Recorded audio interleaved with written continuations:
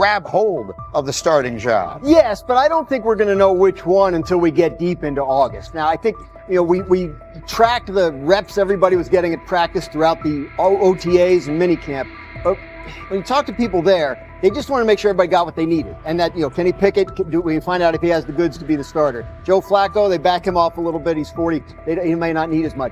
The rookies, Shedeur Sanders and Dylan Gabriel, what do they need to learn to make the transition from the college game to the pro game? That's what the spring was about for the Browns quarterbacks. Now, Shedeur Sanders has moved from social media celebrity to on-field standout, and ESPN now lists him among its first-team candidates. Reactions are split. Some fans are impressed while others are skeptical. Whether this reflects Deion Sanders' long-term strategy or simply Shedeur's rapid development, the story is drawing widespread attention. Here's a look at what led to this moment. They never planned on taking him. The problem is, like Ocho Cinco said, you got somebody that has endeared himself to the locker room. And guess what? The difference between him and Tim Tebow, the biggest one, is he can play. He can throw the ball. Tim Tebow running around being an H-back. He can throw the ball. And he's done everything he needs to do. He ain't saying nothing. He ain't rocking the boat. He ain't mad about the reps. He ain't mad about none of that. All the people out there want to see is this, like Tyvis said earlier. We want to see what he can do with Jerry Jeudy. Online reactions are sharply divided. Some fans strongly support Sanders, while others argue he is overrated. Traditional analysts cite statistics and claim his recognition comes mainly from his father's name. Sanders supporters are actively celebrating his rise and already predicting a future NFL career. Sports media outlets have made his candidacy a central topic of debate. The discussion now extends beyond statistics and victories to include his marketability, public image, and on-field presence. Sorry, is Shedeur Sanders going to get a chance to win this job? Do you believe he gets a legit shot to win this job? Listen, I think, first of all, the action's going to really start in training camp. Like, forget all the OTA stuff. You don't win a job in OTA. The real action starts in training camp. And just like Shedeur said, during the mini camp, when it's time to take your reps, you got to make the most of it. Because I think early on, there's going to be a lot.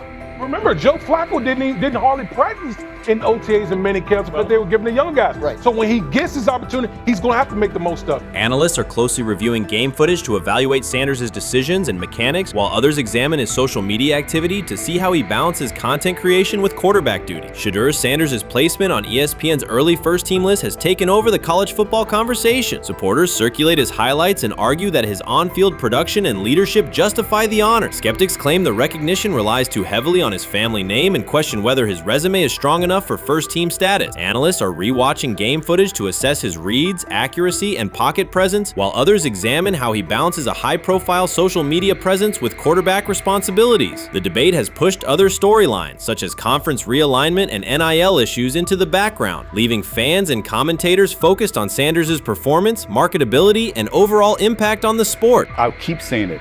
I believe Shedeur Sanders should play more games than any other quarterback on this roster this year, because he's the only guy that I look at and say they might have something here. Because I'm telling you right now, they left night one of the draft saying we are taking our quarterback next year. So it's on Shedeur or Dylan or Kenny, probably not Joe, to change their mind. To change their mind. But you got to find out.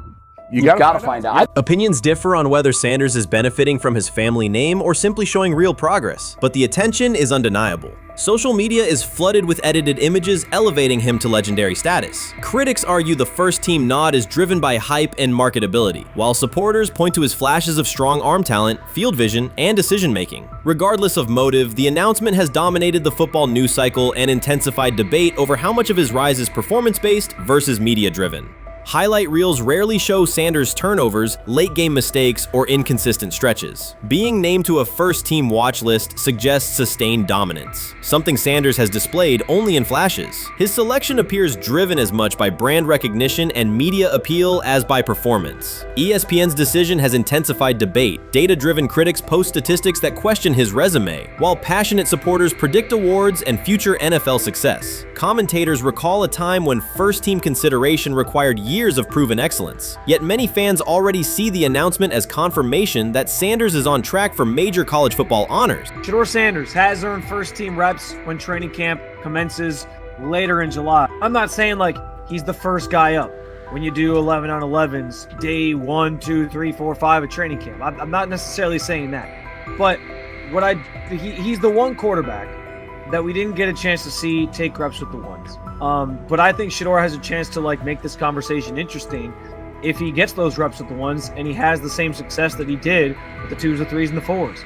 I have confidence he can show you something, but I got to see it. We all got to see it before we can actually judge that. Some believe Deion Sanders is already preparing for an award ceremony, while others are furious, threatening to protest ESPN's credibility over Shedeur's first-team mention. Critics argue that honoring Sanders without a full season of elite play undermines college football standards. Supporters insist his performance and profile justify the recognition. The debate reflects a broader clash between traditional merit-based evaluation and modern brand-driven visibility. In today's landscape, first-team consideration is no longer only about statistics. It also involves marketability and audience engagement. Whether welcomed or rejected, Sanders commands attention and embodies the sport's shift toward both performance and personal brand. The rumors have ended. The decision is public. Cleveland Browns owner Jimmy Haslam has informed every level of the organization that unless an unforeseen injury intervenes, Shedeur Sanders will start at quarterback in Week 1. The announcement is not an informal suggestion or a quiet push in the background. It is a direct order. Multiple independent reports, amplified most visibly by Colin Cowherd, confirm that Haslam delivered the directive himself. From the owner's viewpoint, the logic is simple. No one else on the roster offers the same combination of talent, leadership, and long-term upside. Joe Flacco is approaching the twilight of his career. Kenny Pickett has shown flashes but remains inconsistent. Dillon Gabriel, taken in the 3rd round, is a developmental project. By contrast, Haslam believes Sanders can alter the franchise's trajectory immediately, and he refuses to allow internal hesitation to stall that possibility. The standoff traces back to April. General manager Andrew Berry and head coach Kevin Stefanski entered the draft wanting a low-profile prospect who would fit quietly into the existing depth chart. They prioritized scheme familiarity, modest public attention, and a clear developmental timeline. When the board lined up, they reached for Gabriel in round 3, reasoning that an early investment would justify keeping a rookie on ice behind the veterans. But Sanders continued to slide, first through day 2, then deep into round 5. Haslam watched the names come off the board, convinced the league's bias against Deion Sanders' outspoken son was obscuring legitimate first-round talent. When Cleveland's 5th-round pick arrived and Sanders was still available, Haslam intervened. He did more than approve the choice, he overrode the original plan, making it clear that the organization would select Sanders and give him every chance to compete. From that moment on, the Browns' internal narrative splintered into 2 camps, those ready to accelerate around their owner's vision and those still trying to protect their original approach. Once rookie minicamp began, Sanders erased much of the speculation. He commanded huddles, processed coverages quickly, and delivered throws with anticipation that belied his draft slot. Teammates noted his willingness to accept blame for missed timing, then correct the error without dramatics. While Flacco and Pickett split most first-team reps, Sanders treated limited opportunities as full-speed auditions. During organized team activities, he identified blitz looks, redirected protections, and consistently found his second read when the primary route was covered. More than one defensive veteran told local reporters that Sanders looks like the best arm in the building. That assessment forced Berry and Stefanski to reevaluate their timetable. They could no longer label Sanders a long-term project without contradicting on-field evidence. Drafting Gabriel 2 rounds earlier had provided the staff an excuse to slow roll Sanders' ascent. Coaches could point to investment cost, meeting room familiarity, and installation comfort to justify Gabriel's snap share. Yet each practice rep in which Sanders outperformed the 3rd rounder weakened that shield. Behind closed doors, position coaches began requesting more Sanders film for cut-ups, and offensive assistants quietly shifted meeting questions toward concepts the rookie already executed well. By mid-June, Berry himself started describing Sanders not as a developmental asset, but as a competitive option. Those subtle linguistic changes signal the front office's recognition that the narrative had moved beyond their control. Haslam's history with quarterbacks is well documented. His pushes for Johnny Manziel, Baker Mayfield, and Deshaun Watson were high-visibility swings, each driven in part by a desire to generate excitement as well as wins. Critics highlight those choices to question his evaluation track record, yet Haslam perceives Sanders differently. Where Manziel carried off-field concerns, Sanders brings a reputation for professionalism. Where Mayfield's leadership style divided veterans, Sanders' approach has united receivers receivers and linemen. Where Watson's trade involved unprecedented controversy, Sanders arrived at minimal draft cost. Haslam sees a rare chance to capture star potential without mortgaging the future, and he is unwilling to cede that upside to cautious pacing. Cleveland's supporters, weary of revolving door quarterbacks, have rallied around Sanders with unexpected speed. Sales of customized Sanders number 2 jerseys surged within days of rookie minicamp. Training camp ticket requests spiked once local media circulated videos of Sanders making NFL-caliber anticipation throws during 7-on-7 periods. The mood in Northeast Ohio has changed from tentative hope to active belief. Longtime season ticket holders who once shrugged at preseason storylines now debate Sanders' footwork at neighborhood barbecues. Social media engagement for Brown's content has climbed, driven by highlight compilations of the rookie threading seam passes between linebackers and safeties. All of this places Kevin Stefanski in a fragile position. If he opens week 1 with a veteran starter and the offense sputters, criticism will be swift. Each stalled drive will be interpreted as evidence that he ignored the owner's edict and the fan base's intuition. Conversely, if he names Sanders the starter solely under pressure, any early struggles could be framed as proof that Sanders was rushed, further exposing Stefanski to blame. The only sustainable solution is conviction. Either stand behind a veteran with clear strategic reasoning or embrace Sanders fully and structure the offense around his strengths. Splitting the difference, rotating series, delaying first-team reps, or using vague competition language will satisfy no one and likely jeopardize locker room clarity. Sanders' personal approach has reinforced Haslam's confidence. Instead of taking post-draft downtime, he traveled to Texas to train in full Browns gear at facilities near his father's home. The leaked clip of Sanders executing footwork drills in helmet and pads wasn't a marketing ploy. It was a glimpse into a quarterback visualizing Week 1 live. Team personnel who viewed the footage recognized purposeful rehearsal, cadence calls, pocket movement against simulated pressure, and follow-through adjustments based on imagined rush lanes. Observers asked why a rookie would conduct such intense solo sessions in May. The answer is straightforward. Sanders does not view himself as a developmental pick. He considers himself the starting quarterback of the Cleveland Browns and prepares accordingly. On pure ability, Sanders' arm strength ranks with the league average for starters. His accuracy to the intermediate middle, an area where the Browns' current scheme generates high-leverage completions, has drawn consistent praise from receivers. The primary areas still under review are blitz recognition and live bullets and timing on deep outbreaking routes versus press coverage. Those developmental checkpoints are significant, yet daily practice reps show acceleration. In contrast, Flacco's mobility limits the boot action game that Stefanski installed to help Mayfield early in his tenure. Pickett can extend plays, but struggles to attack tight windows between linebackers and safeties, an essential requirement in Cleveland schematics. Gabriel remains an unknown at NFL speed. Thus, the competitive landscape favors Sanders sooner than the coaching staff originally planned. The franchise now stands at an inflection point. Haslam's mandate, the locker room's growing support, and the fan base's enthusiasm all tilt towards Sanders. The front office's earlier strategy, anchored in patience and quiet development, is increasingly untenable. Barry's shift in messaging indicates grudging alignment, but final authority over the depth chart rests with the coaching staff, unless ownership directly intervenes on game day decisions. A move rare, but not unprecedented in the NFL. Should Stefanski align with the owner and name Sanders the starter before preseason concludes, he can claim proactive vision and tailor the offense through training camp. Should he resist and open with a veteran who falters, he risks rapid loss of credibility and possibly his position. Either path carries pressure, but only one aligns with the momentum sweeping through the building.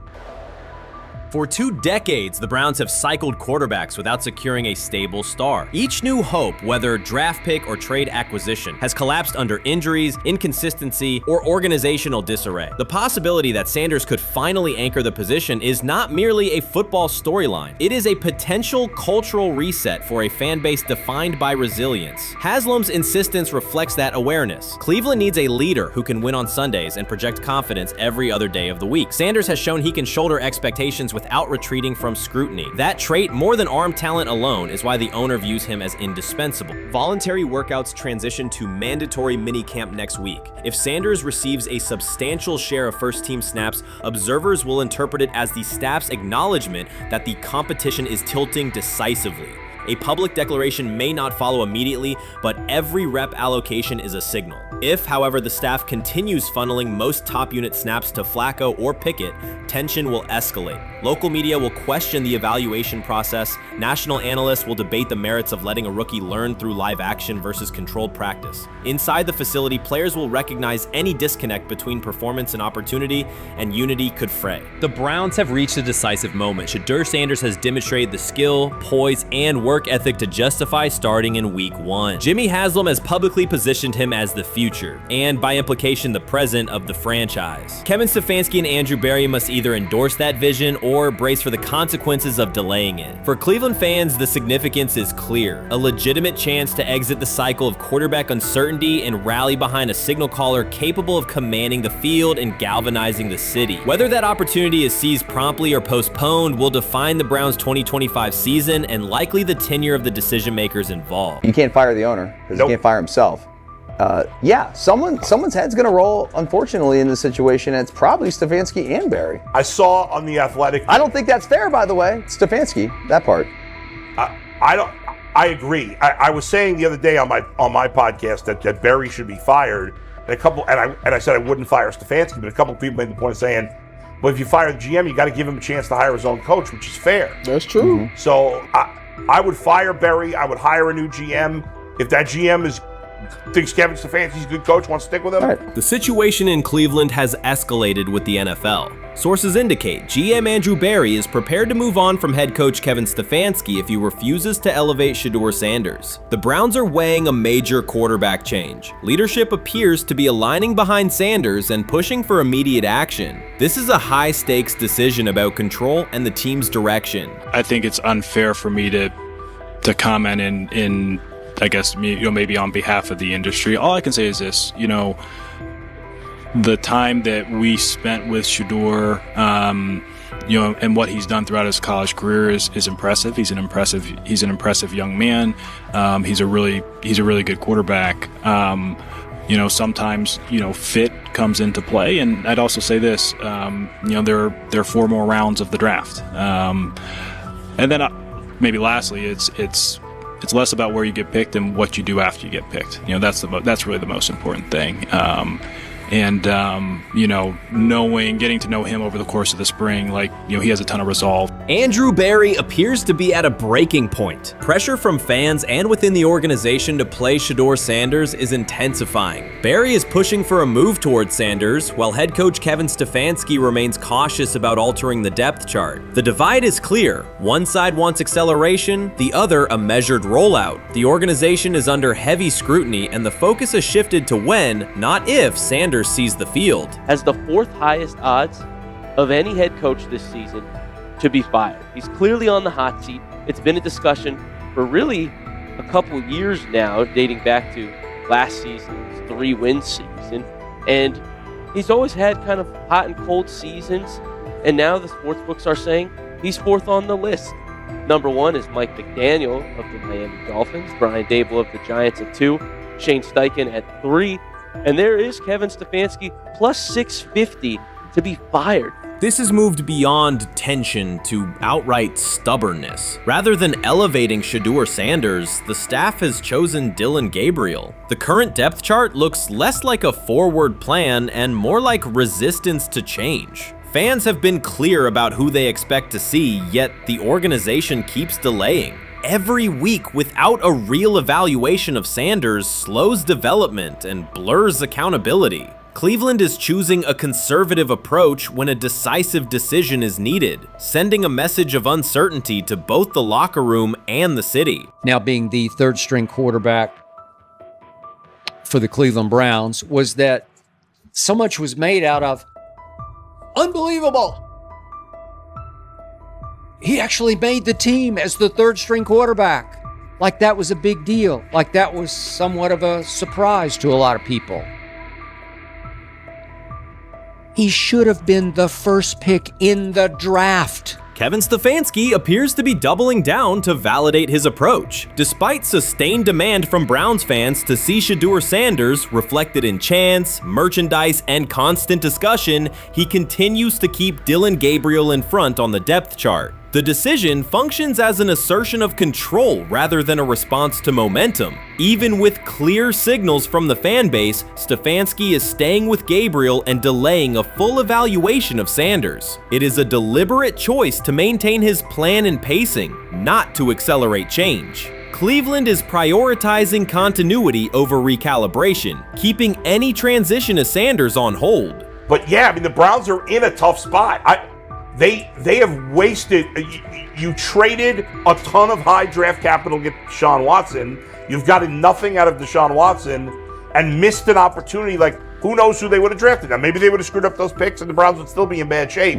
Andrew Berry is likely frustrated watching Dillon Gabriel default to conservative throws while the offense stalls. From a football perspective, this appears to be the hill Kevin Stefanski is choosing to stand on. Keeping Gabriel ahead of Shedeur Sanders has limited the unit's explosiveness and prevented a full evaluation of a higher ceiling option. Drives end quickly, field position flips, and momentum is lost while Sanders remains on the sideline. Fan patience is wearing thin. Each ineffective series intensifies criticism and shifts scrutiny toward the coaching staff's criteria for the depth chart. With every additional snap for Gabriel, the decision reads less like an open competition and more like rigid adherence to a plan that isn't producing results. The optics are clear. A dynamic quarterback sits while a cautious approach keeps the offense in neutral. If this continues, accountability questions will grow inside and outside the building. What performance benchmarks keep Gabriel ahead of Sanders? When will Sanders receive first-team reps in live situations to allow a fair comparison? The front office must decide whether to preserve continuity or pivot toward a timely assessment of Sanders. The longer the current approach stays in place, the more it signals stubbornness rather than adaptation, and the more pressure mounts to realign the plan with on-field output.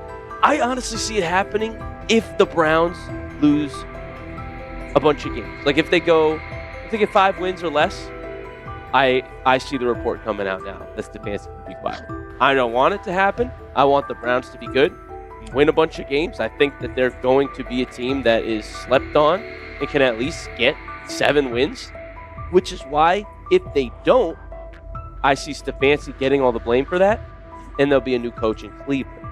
Because their players, to me, are there once again. We've talked about the incredible rookie class. The approach in Cleveland lacks consistency. One week, Andrew Berry signals he wants Shedeur Sanders on the field. The next, Dillon Gabriel gets the reps and the plan stays conservative. Through it all, Kevin Stefanski shows limited urgency despite pressure on his job security. Fans are asking for an offense that can push the ball, change field position, and produce points. Instead, the unit leans on short throws and cautious sequencing. Gabriel's play keeps the ceiling low and momentum static, while a full evaluation of Sanders is postponed. The result is growing frustration and a clear disconnect between the front office, coaching staff, and expectations in the stadium. The NFL tried to teach him and his father a lesson. You don't act like that. You don't talk like that before a draft. We'll show you how our game is played. We will watch you plummet all the way. I think he would have gone undrafted except for that owner in Cleveland. And he is the key to everything because he is something of an against-the-grain maverick owner. He's kind of a wannabe Jerry. Fan speculation is growing. Some believe Kevin Stefanski lacks confidence in Shedeur Sanders. Others think he's prioritizing Dillon Gabriel for reasons unrelated to performance. A more extreme view claims Stefanski is manipulating outcomes to secure a buyout. Whatever the motive, the risk is clear. This approach is straining his relationship with GM Andrew Berry and alienating the fan base. Pressure is rising, Berry's patience is running out, and supporters have shifted from requests to demands. If the current plan continues, calls for a change in quarterback and accountability will intensify.